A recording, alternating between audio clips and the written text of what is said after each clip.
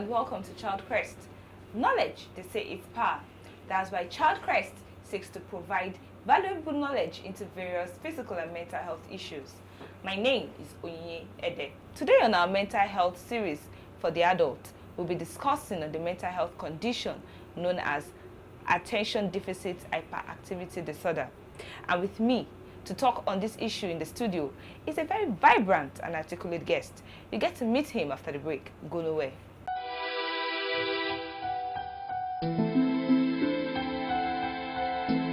Hello and welcome to Child Crest. It's all about the child. How prevalent is mental health in our society? When children complain about certain things, quiz, take proper action. Can a child be affected with mental health issues? A child that is always very active may come back from school and will stay in his or her room, not wanting to communicate with anybody. Depression and other related issues to mental health is no respect of age, status, tribe, or race. Season 3 of Child Crest presents seasoned psychiatrists and psychologists to debunk the myths and misconceptions on issues related to the mental well-being of the child and the family at large. For sponsorship and participation, call 080-230-69388 or 080-355-49317. Like us on our Facebook page and drop a comment on the number on the screen or email us at info@imsmedia.com.ng. Still on Child Quest, as you all know, it is all about the child, their health, mental awareness, physical fitness, and the likes. Attention Deficit Hyperactivity Disorder is also known as restlessness, hyperactive, or lack of attention. It is a brain disorder marked by an ongoing pattern of inattention or hyperactivity impulsivity that interferes with functioning or development. It could be found in child and adult. The symptoms of ADHD are anger, anxiety, learning disability, depression, fidgeting, irritability, and lack of restraint. The causes of restlessness in a child or an adult could be hereditary, chemical imbalance, brain injury or disorder, poor nutrition, substance abuse, and the likes. For more information on ADHD, come with us to the studio to join Dr. Sanbe for this week's episode of Child Quest.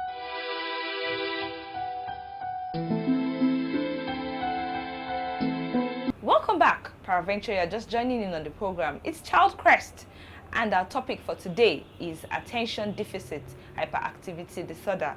And with me in the studio is my guest, my esteemed guest, in the person of Mr. Mustahpa Sanbe. I laid emphasis on that. I don't miss out. Miss out on the pronunciation of that name. It's my pleasure having you in the studio. Thank you sir. very much, Oyiye. It's nice meeting with you too. Yes, sir. Yeah. Too many grammars with the Attention Deficit Hyperactivity Disorder. Please, sir, can you break that down for us? Thank you very much. Attention deficit is indicative of an individual who is not likely to sustain attention for a long time. Hyperactivity disorder simply means that individual is hyperactive to the point of being disturbing to those around him and seemingly likely to be injurious to the individual suffering from that hyperactivity.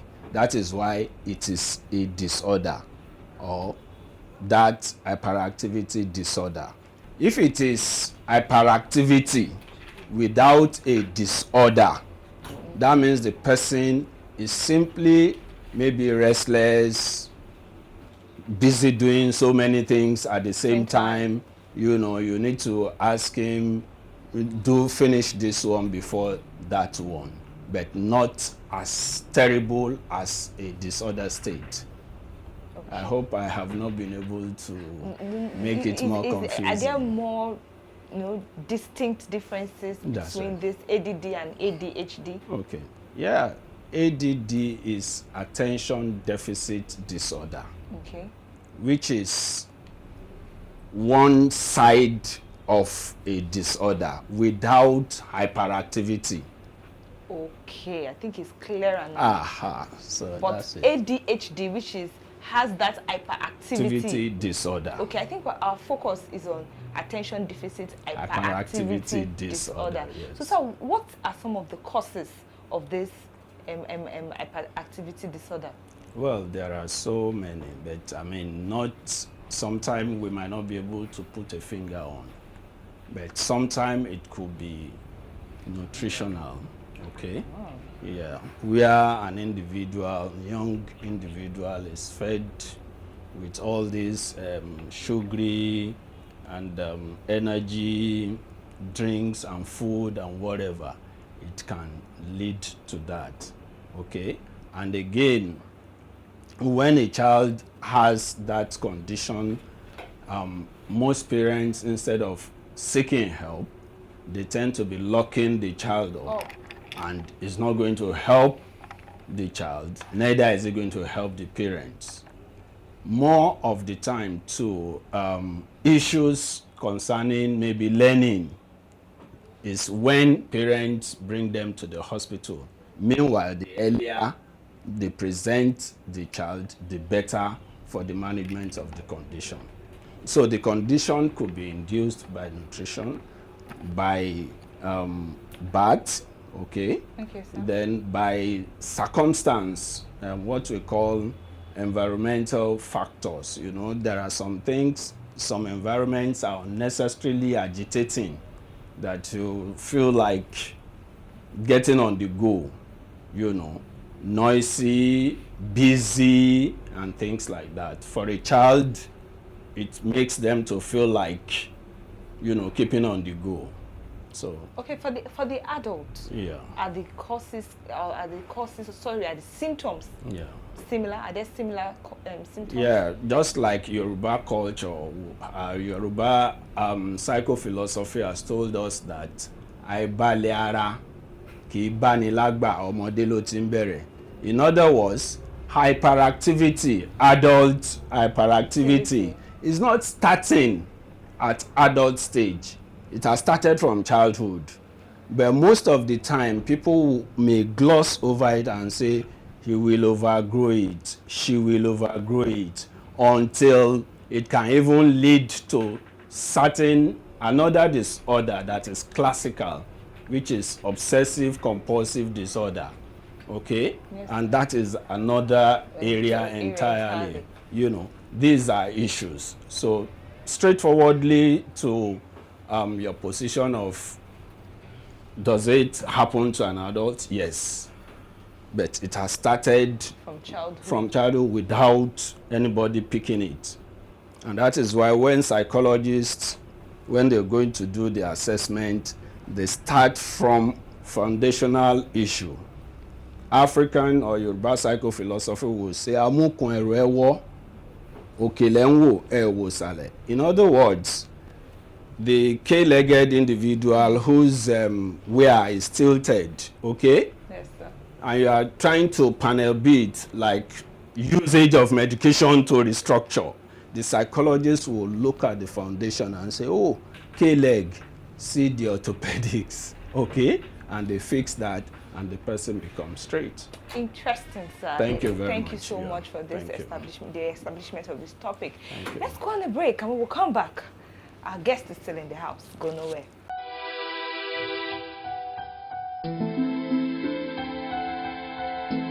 You must have gained some insight from Dr. Sanbe, who is a counselor and clinical psychologist.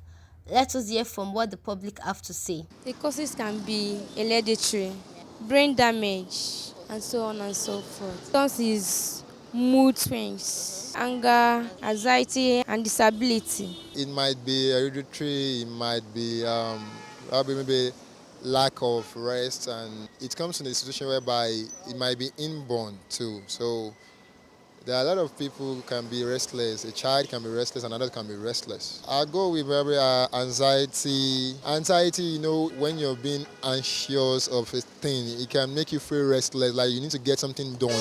So you might feel restless about it. I think restlessness can come from different, it must not only be hereditary, it can be from your environment. The symptoms could be as a result of hereditary, physical environment, let me say it could be in school.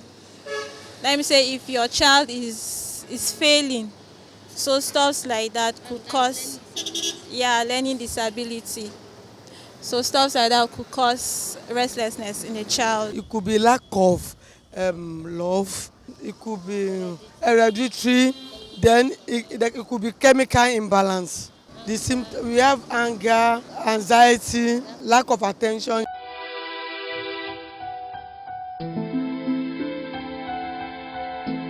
Let us once again listen to the counsel from Dr. Fari, a neuropsychiatrist of repute. In the days gone by, we used to think that ADHD, that's Attention Deficit Hyperactivity Disorder, is a condition that happens only in children. But nowadays, we know that people, even in adulthood, even in teenage, and in say people of marriageable age, like 24, 25, do have this kind of disorder.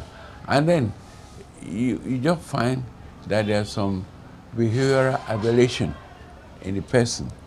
The person behaves quite out of place, being unnecessarily aggressive, being vociferous, being difficult to communicate with, and so on. You just find that his behavior is out of place with what happens with people of his own age at that time. And they tend to overdo things, always overdoing things, always over-talking, overeating, all those behavior that you would do and I, but they do it in excess. And that will probably point you to this ADHD in adults. So it happens, just like it happens. And some people, it's an extension of the childhood ADHD that continues into adulthood. And they continue. Of course, you have to treat the person with what we normally treat adults with.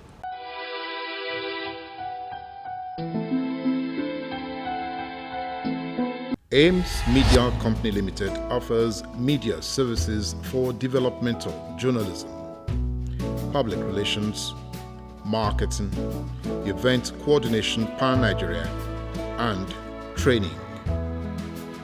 Top-notch media content comprising documentaries, talk shows, magazine and children's shows, each and all promoting family values for sustainable development. Our partners, collaborators and patrons span individuals, groups, corporate bodies, government, NGOs, UN bodies, and more. Be reassured that our studio facility will meet your yearnings of digital solutions to your broadcast content. We are peopled by board members with unblemished track records and major players in the corporate world.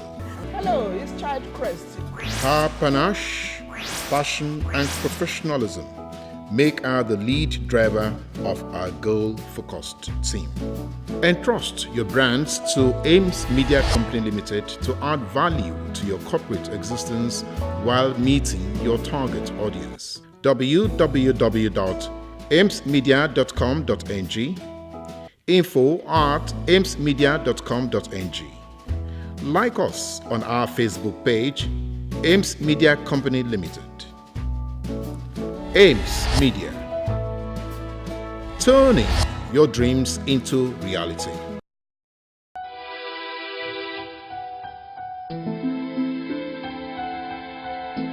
Welcome back. Peradventure, you're just joining us.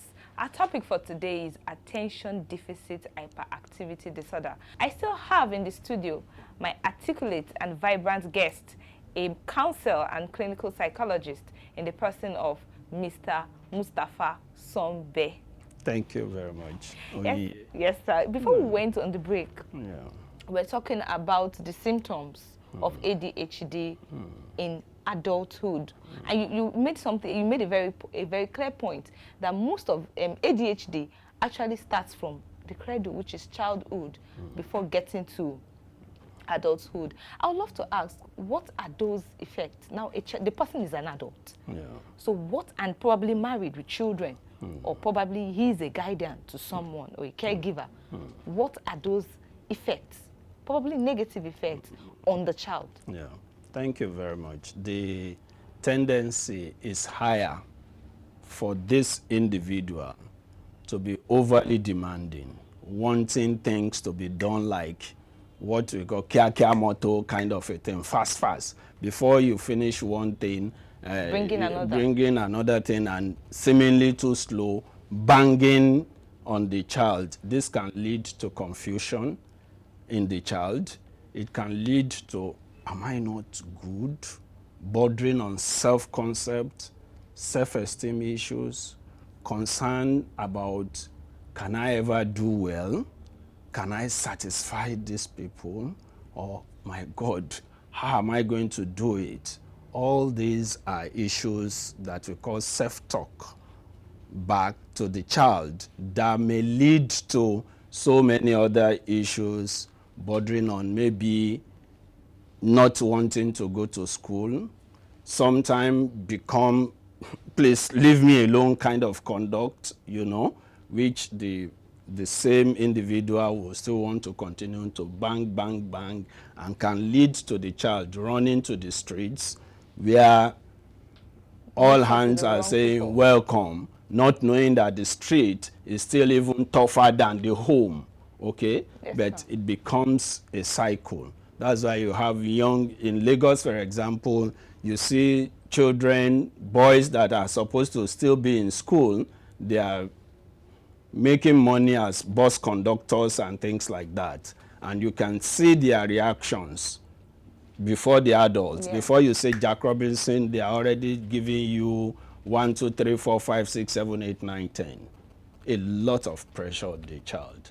And the child will transfer such short temperament, high, terrible influences.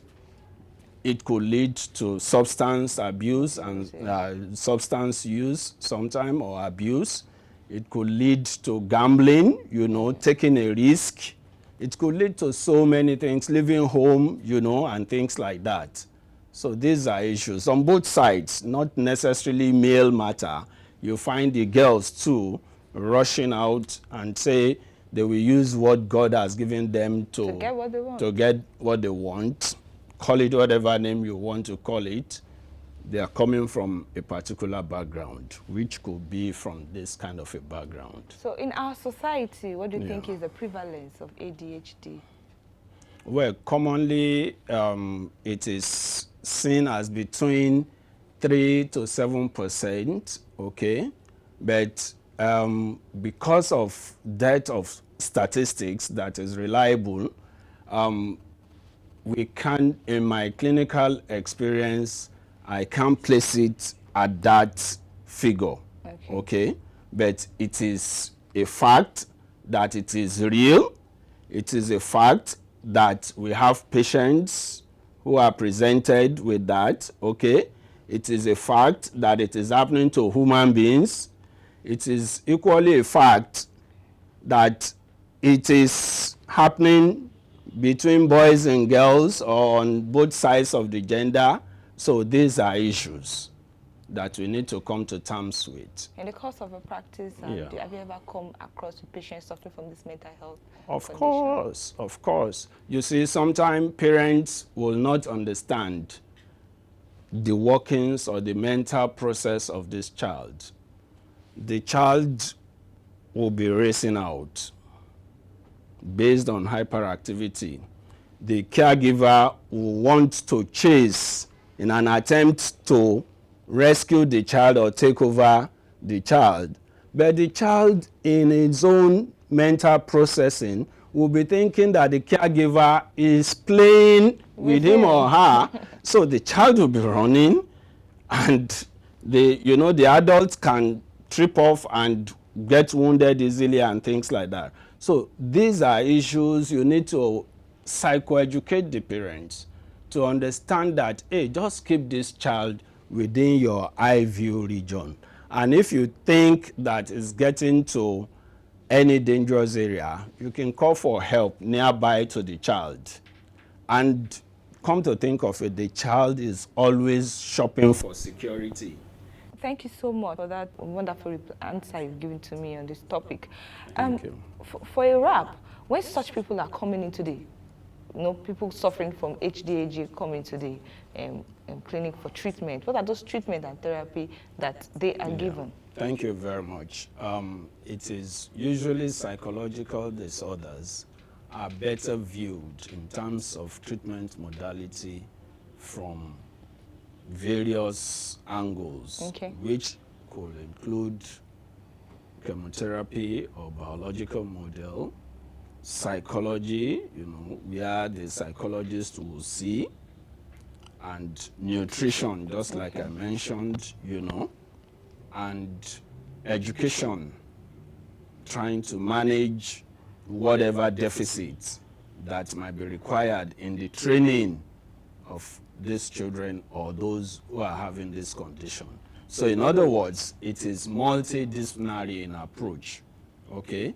And just like I talk about the next level in treatment, which is biopsychosocial spiritual, essentially in this part of the world where we are more spiritual than biological or social or psychological, it will help to educate either the caregiver or other people to say, nobody is saying you should not pray or do whatever spiritual support that, but don't neglect the biological aspect of it, which is the use of medication, the psychological treatment, which could be assisted by various behavioral modification modalities, cognitive behavior therapy, supportive therapy, for example, for the caregivers, and so on and so on. So in a way, what we're saying is that such children, or if it's the child, goes through that process with the adults. With the adults, yes. Interesting.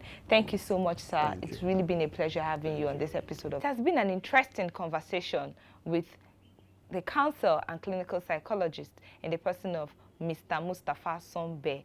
And on this note, we call it a day. Join us next week for yet another interesting episode. Bye for now.